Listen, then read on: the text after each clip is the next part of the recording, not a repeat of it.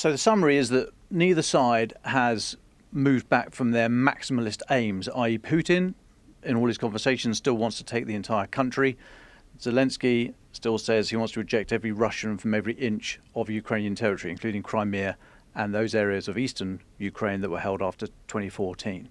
So no change on the aims. Where are they physically? Camped out in eastern Ukraine. The line has shifted barely a jot. It's very easy to see lurid headlines of sudden Russian breakthrough when they surge 5 kilometres. I mean, that's nothing. The lines have not shifted in well over a year now in any meaningful sense. Every settlement larger than a small village seems to be ascribed the term strategic because it's a crossroads or it's a railhead or it's a something and something something, and it never actually then leads to a collapse in the line or anything like that. Equally, Ukraine haven't been able to push Russia back in a very meaningful sense except for the invasion of Kursk. So Kursk is inside Russia, and Ukraine invaded it on the 6th of August, and they've held that territory. Putin said they'd be gone in a month. They weren't. Then it was going to be 3 months. Then it was going to be by the US election. Then it was going to be whatever. They're still there, and they hold nearly, well, a few hundred square kilometres still. They're still not been pushed out of Russia. So the lines aren't shifting, and actually that's largely down to the fact that both sides are completely exhausted. They've got no equipment left. They've got very little personnel, manpower, mainly, and it is mainly men, although there's a lot of women serving in the Ukrainian military. But they've got hardly any of their professional army left. Now, this is a regular thing in long wars. It's the professional army that starts it, the civilian army that finishes it. The problem with that is that how long does it take to train a soldier, a sailor, Air Force person, etc., etc.? It takes a long time. So having civilians drafted in, quickly bunged into a uniform and given a gun, okay, you've got the numbers, but you haven't actually got the capability. So both sides are exhausted. Neither side is going to effect a massive breakthrough.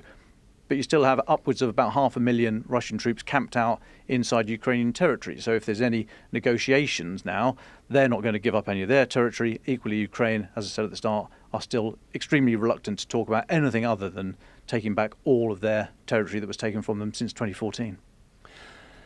Given that we're in this stalemate on the ground, has what President Biden has announced, will that make any difference? The fact of these long-range missiles, is that actually a seismic change, or is that political window dressing? Somewhere in the middle. I'd say more the latter than the former. I mean, ATACMS, the Army Tactical Missile System, range of just under 200 miles, 500-pound warhead.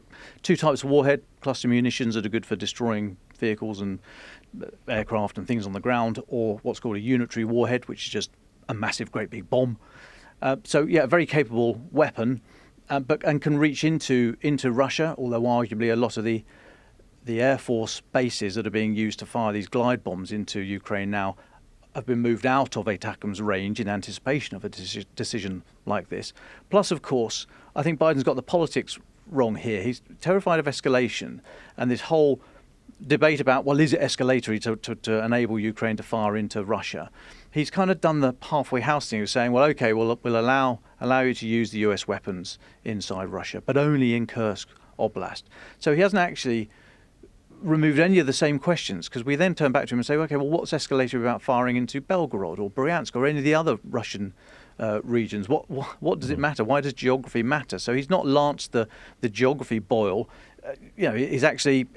He's even further into this problem. It's you can't be a little bit pregnant here, President Joe. Why have you only allowed it for one area and not the other? So yes, it will have some military effect on the ground, but it's not the big breakthrough that Ukraine would be hoping for. It's not solved any of the problems for Joe Biden. Does he care that much as he's out of a job in a few weeks' time? Maybe not. What it does do, though, it presents a problem for Donald Trump, and this is why I think one of the main reasons I think Joe Biden's done it. Because Trump now inherits this issue, and it doesn't wait until the 20th of January when he takes up the reins as 47th president. He's going to be asked these questions today. So he's now got a decision to make. Does he maintain the policy that Joe Biden has just put in train? Does he expand it, say, okay, you can use these weapons anywhere? Or does he rescind it, say you can't use US weapons over the border? He can't. The status quo is a decision in itself now. So that's a problem for Donald Trump, given some of his comments before. Or not a problem. It's a political decision to make, and it's a political question that I hope journalists are putting to him today. It can't wait. It doesn't have to wait. You can get a very clear answer on one of those three things today, and that in itself is a massive political choice by Donald Trump. Just before we go through those options, just let's clarify exactly what it is that Biden has agreed to. Are we talking about these missiles only being fired within the Kursk area that Ukraine is already occupying, or are we talking about them being able to fire those beyond that territory that they've already taken? So the simple answer is we don't know, because these reports come from the New York Times and the Washington Post citing unnamed US officials.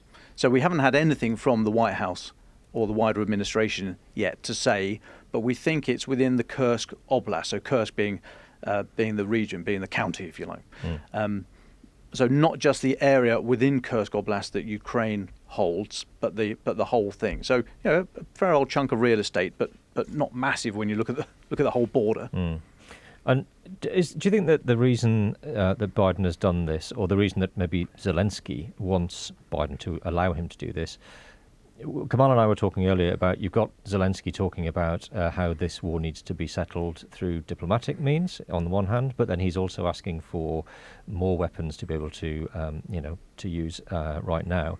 Those two things might on the face of it seem contradictory, but is this just Zelensky trying to strengthen his position before those negotiations might start, so that he has the strongest hand when they start talking about maybe giving up territory? Well, that would certainly be one of the outcomes he's hoping for, to go into any negotiations with the strongest hand possible. I mean, all wars end, and most wars end by negotiations. Very rarely does war end with one side utterly just rolling over the other side, and that is extremely unlikely to happen here. Now, in terms of the question is, well, who's winning? It's almost impossible to answer, because, well, what do you define by winning? Because Putin's made he's never hidden the fact that he wants to take over the whole country, because apparently it's riddled with drug dealers and Nazis or something. So just taking a little slice of it is only solving a small part of his drug dealing and Nazi problem. So, would he be happy with the 20% of Ukraine he's got now? Arguably no. Arguably yes, because it then gives him a breathing space to come back in 10 years' time and have a go again. Anyone who thinks this is the end of it, I don't think is a great student of history. So you could say that Russia is both winning and losing right now. Ukraine, you could say, well, they're losing because they've lost 20% of their territory to Russia right now. You could say they're winning because, quite frankly, compared to where they were 2.5 years ago, on February the 24th, when this full-scale invasion started, just surviving 3 days was a win in itself. If you'd said then, would you like to be possibly entering negotiations in 2.5 years' time with the facts as we know it now, I think they would have absolutely taken your arm off. So it's very difficult to say one side is winning, one side is losing. I think the biggest loser right now is the global order and the nuclear non-proliferation treaty, because you've got middle-ranking powers around the world, I'm sure, thinking, you know what, I don't have to have a very strong conventional army. As long as I've got a couple of nukes up my sleeve, then I can do what I like. Look at what North Korea are doing. Look at how scared people are of confronting Putin over some of these imaginary red lines that seem to actually be written in invisible ink. But he's got nukes, and therefore it's a different dimension. I asked our Defence Secretary why he, at the time, Grant Shapps, was willing to put British men and women in harm's way to bring down missiles and drones fired by Iran aimed at Israel, and yet he's not prepared to put either British munitions or men and women in harm's way to do the same for Ukraine. He gave me a very well crafted and beautiful hang-up poster image of a non-answer. But it's the same thing, and it's because Russia's got nukes. That's the fear of escalation. I don't mean to diminish this at all, because these are horrific weapons, and you don't want to be looking back in a few years' time and saying, where did we go wrong? When was the first nuclear exchange? So has Biden got it wrong? Has he played a very difficult hand well, or is this time for the world, 80 odd years after the Second World War, to say, you know what, that whole post-Second World War international order that Russia and China did help to craft, by the way, all this talk of, it was a Western construct, wrong. But if that actually means something, and the rule of international law means something, well, this is where you take a stand, and you have to defend these principles. And if the US don't want to do that, if the Donald Trump administration, America first, that might be a perfectly valid policy, but isolationism, arguably, I would say, is not. They don't like the moniker of the global policeman, but they do quite like the moniker of leader of the free world. If you want to be the leader of the free world and you want the dollar, US dollar, to be the global reserve currency, well, I'm afraid you have to turn up every now and again and see down some of these challenges, because China will be delighted to allow their currency to be the reserve. I could go on forever, but it's very difficult to say who's winning, who's losing. But I think the global order, and the global order, especially when it comes to nuclear weapons and control of the Proliferation Treaty, is a big loser right now. Given that Donald Trump has signalled that he wants a new style of global order, what should Keir Starmer be doing now, leader of a middle-ranking country, but militarily still relatively powerful? What should his response be? Obviously, we have yet to give permission for the use of British Storm Shadow missiles. I know that also has to come with US permission, as they're US made. What can the UK do in this type of situation? Does it matter? Well, I mean, the UK can and should be the best ally it can. Now, we're meeting the NATO minimum of 2% of GDP spent on defence. That's a start point. The counters, if you like, would be to be a big defence, to get a seat at the table. In the land domain, it's to have a heavy metal warfighting division, heavy metal being tanks, infantry fighting vehicles, not just people and cyber warriors and what have you, but actually have the kit that can go on the ground. In the Navy, it's a carrier strike group, and the Air Force, it's an expeditionary air wing. You can take some fighters, air-to-air refuelers, some spy planes, all the rest of it, and you can lump and drop it somewhere around the world, and it can look after itself. Now, we are absolutely wanting at the moment in the British military, less so the Navy and the Air Force, although a bit creaky, but the British Army right now is in a shocking state, absolutely shocking state. And so we might be able to scramble together to put an armoured brigade in the field, a brigade being, well, it takes about 3 brigades to be a division, a brigade being about 5,000 or 6,000 people, a division, roughly 15 to 20,000. We could not put a heavy metal division in the field right now, and that is one of the, like I say, that's the coin that gets you a seat at the table to talk big politics with the US. So we need to be the best ally we can. We spend a lot of money on defence. Where does it go? Is it in the right place? What it's not done is produce mass. And one of the arguments, one of the lessons from this war in Ukraine is that high technology and innovation, that's great. But actually, sometimes just the incremental development of affordable mass is a much better thing to put your money into. So instead of trying to break physics all the time with really expensive kit, just make the Mark IV widget a bit better than the Mark III widget, but have thousands of them. So we could be a much better ally by, I think, concentrating on mass and what we really need, which is we're back into the days of heavy metal. Where's the British warfighting division? Start with that and then work from there. Just going backwards a little bit, this whole development over these American missiles came after Olaf Scholz had a phone call with Vladimir Putin on Friday. Just tell us a little bit about that and why that's caused such controversy. So on Friday, German Chancellor Olaf Scholz spoke for an hour with Vladimir Putin. It's the first time they'd spoken in over 2 years. Scholz spoke to reporters afterwards, and he said that he'd banged the drum on illegal wars and X, Y, and Z and put the best political light on it that he could. We don't know if anything was agreed out of that. What we do know is about 24 hours later, there was one of the biggest waves of overnight missile and drone strikes against Ukraine that the war has seen so far. So you could argue a bit of a rebuff to whatever was said in that phone call. But separately, it doesn't speak of a team player. Now, it speaks of Olaf Scholz doing it for domestic political reasons. His government has collapsed. He's even got the Greens in his coalition, the leader of the Green Party, saying that if he was asked, he would allow Taurus cruise missiles to be gifted to Ukraine and fired into Russia. That's the Green Party. Yeah. More hawkish than Olaf Scholz. So he's doing it almost because everyone else well, not everyone, but a lot of the parties in German politics are quite hawkish on Russia. So maybe Scholz sees himself as there's an opportunity to hoover up those votes from people who are a bit less inclined to see this war carry on for as long as it's going to go on for. So maybe that's his tactic. But what it has done is it's put President Zelensky's nose out of joint. It's put the Allies' nose out of joint. This wasn't coordinated with anyone. Nobody else knew it was going to happen. As Keir Starmer said today, he doesn't control who Olaf Scholz can and can't phone if he wants to of a weekend.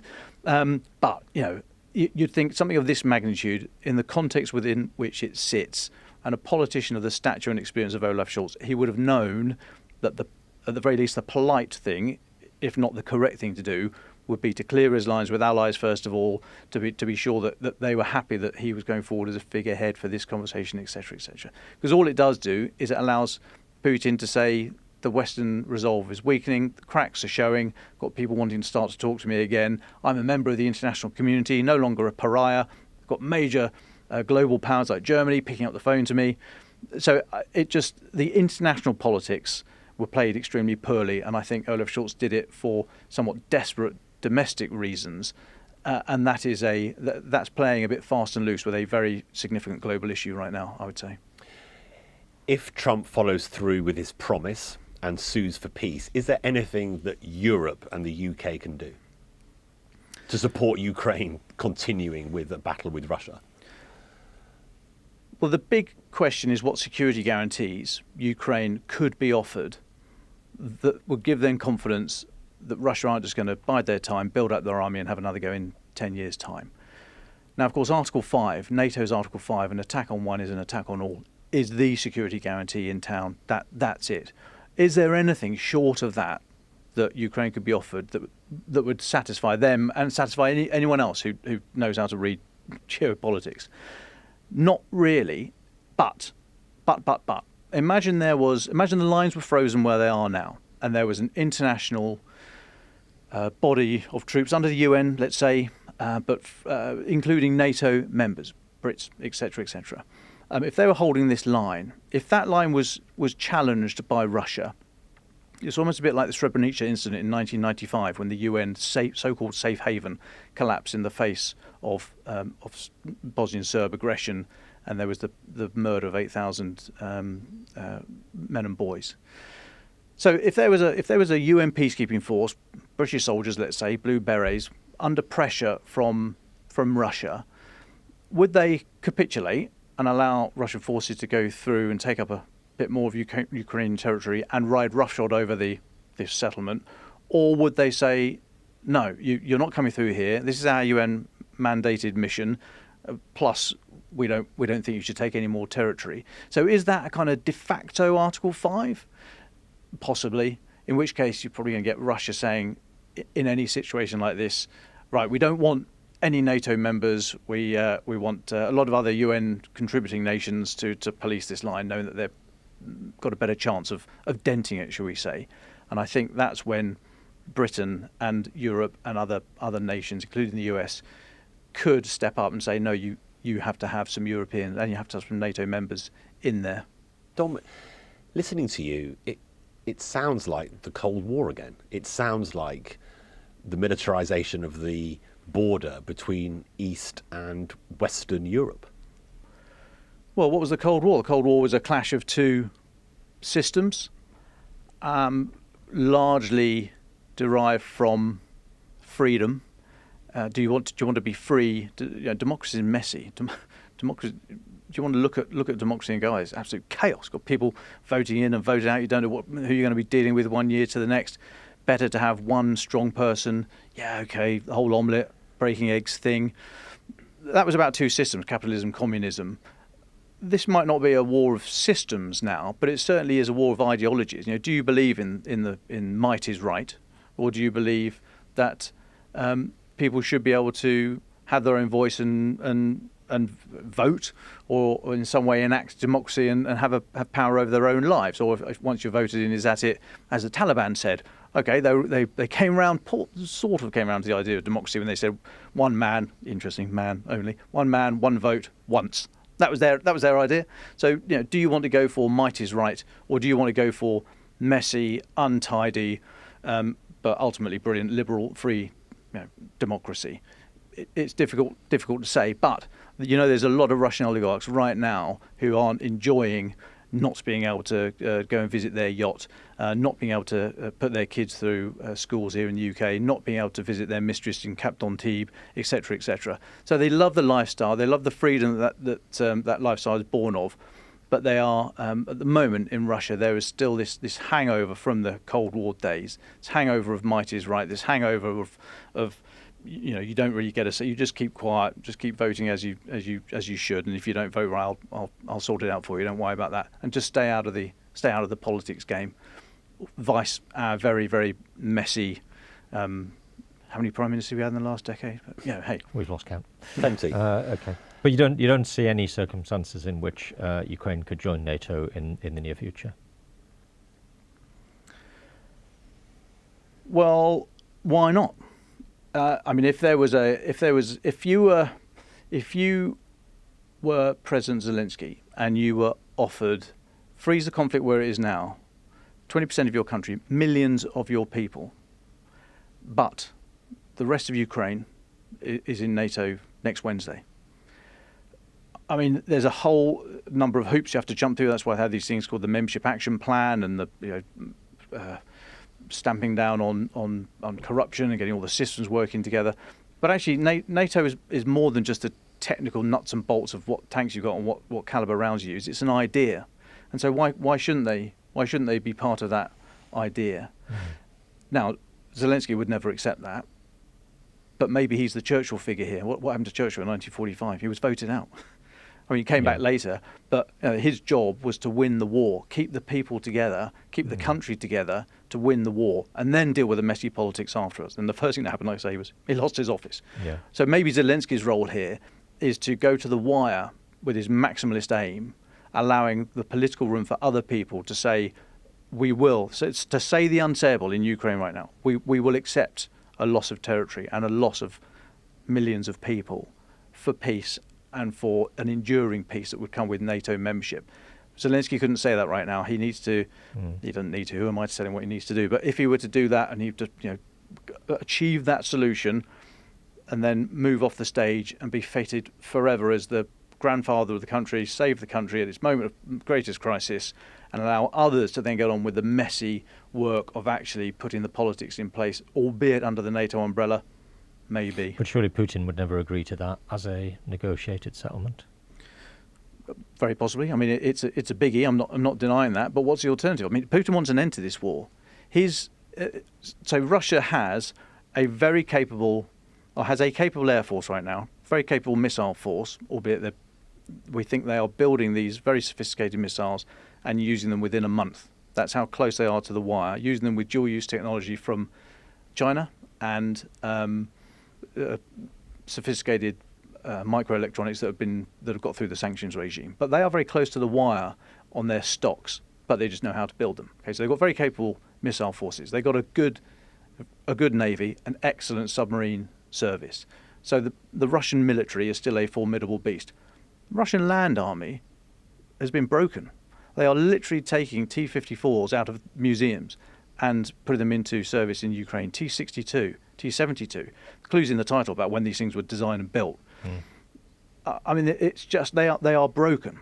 So this Russian land army, one of the biggest threats to NATO, is gone, and it's gone for 5, 6, 7, 10 years, whatever you think. So they want an end to this war as well because they need to rebuild for all the other exciting things they want to get up to.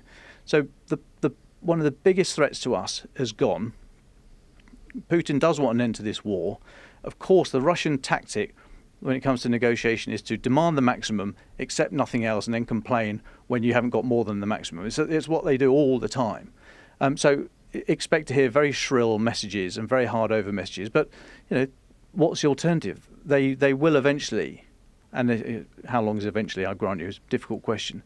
But they are suffering here. They're having to get personnel and equipment from North Korea. Their economy is basically a war economy, which you can't run on steroids forever. So they're in trouble. Now, are they prevailing at the moment? Are they winning? Possibly. I'd say they're in a very strong position. But as I said earlier, imagine what Ukraine would have said to you 2.5 years ago if you'd painted the picture today and said, is that a position you wouldn't mind being in at the start of negotiations? They'd probably say yes. Dom, just one final question. Russian leadership have been saying this is a step towards World War III, which can sound ludicrous. I mean, do you feel that the escalation of tensions between the two sides is getting to a place where there could actually be some form of global escalation, global conflict? Going to get a bit wonkish, if I may, talk about vertical and horizontal escalation. Now, vertical escalation, having a bigger bang, essentially. Do I think that's going to happen?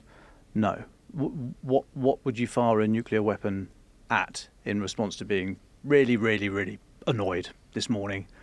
Bearing in mind a so-called tactical nuclear weapon, so one of some of the smaller ones. The bomb that went on Hiroshima and the one on Nagasaki was about 15 kilotons. You can now have nuclear weapons of less than 1 kiloton, or a kiloton being 1,000, the explosive power equivalent to 1,000 tons of TNT. But of course it has the nuclear side of it, which is why it's not just the power of the bomb itself.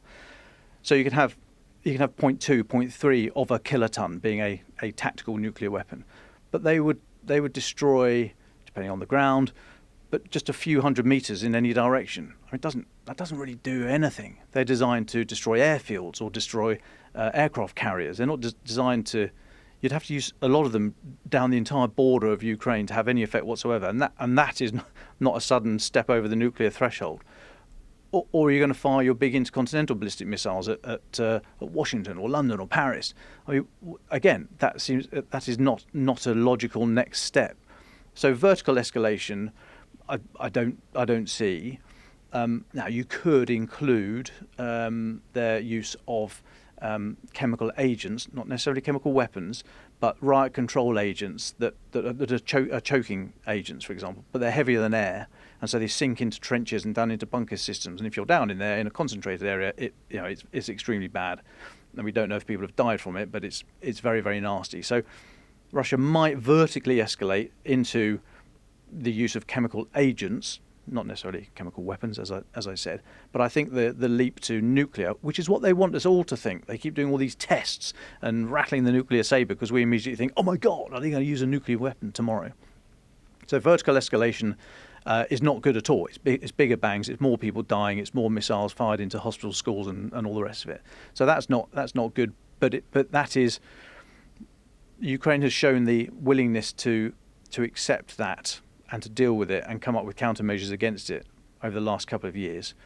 Has the West? I'll come on to that in a moment. Question mark.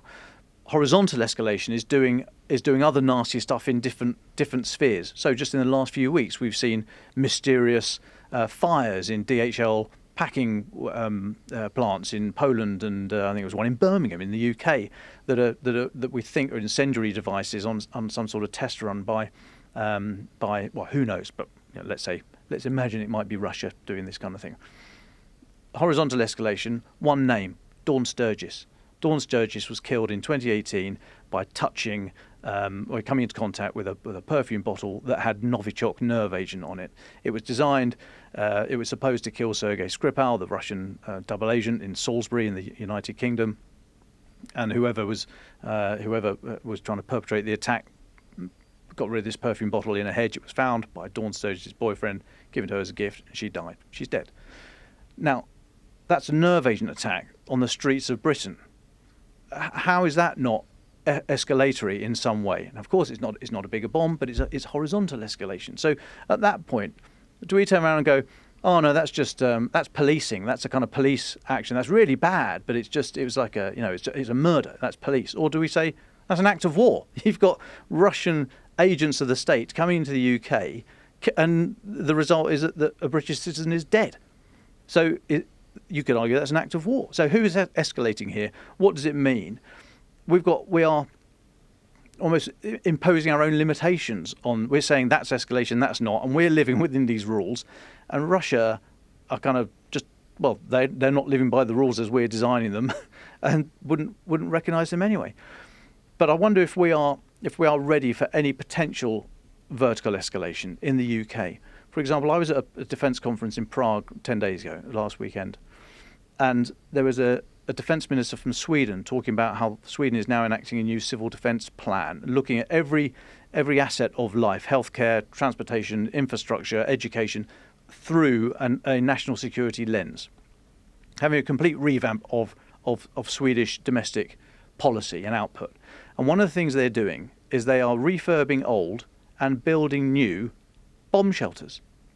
Bomb shelters. Now, this is going through. This isn't some wacky idea that a Swedish politician's come up with and it's doing the run of the papers in Sweden. This has gone through. This is what they're working on. if you tried to have the conversation here in London, if a defence minister stood up and said, and as part of the white paper, Madam Speaker, we've apportioned £350 million for a 5-year project to roll out 24 bomb shelters across the country. I mean, they'd be up in arms, because society here in the UK, we get frothy as soon as we start talking about conscription. So we can't even have this debate about how far through our civil society are people ready for the privations that might be required if we went back to some of the Cold War limitations and threats that we lived under before. Try talking about civil defence exercises. When was the last time that Sheffield County Council ran a nuclear test? What would happen if we got the 4-minute warrior or whatever it was? These things are probably there. They're gathering dust on a shelf somewhere. But when was the last time the government seriously turned around to the London Fire Brigade and had a chemical biological warfare exercise, closing down the square mile? What would happen? They wouldn't be allowed to do it, for starters. Or the underground network. If we imagined Fylingdales, RAF Fylingdales, the radar base up on the North York Moors. Let's imagine that was suddenly hit with a missile. What do we do? I mean, we don't practice this anymore. So the conversation of then saying, well, forget conscription, but how about having a year-long contract in the army? You can join the army for a year. That's not conscription, because you're choosing to do it. I don't think we're ready for that yet in the country, but that's not a bad way of getting young men and women for a little taste in the military if they don't like it, but at least they've had a taste and there's some connection to society. We're not even there yet, and Sweden are building bomb shelters. Dom, you're off to Ukraine. Thank you so much for joining the Daily Tea. Safe travels over there, and we look forward to hearing your reports from that country. Thanks, Kamal. Thanks, Gordon.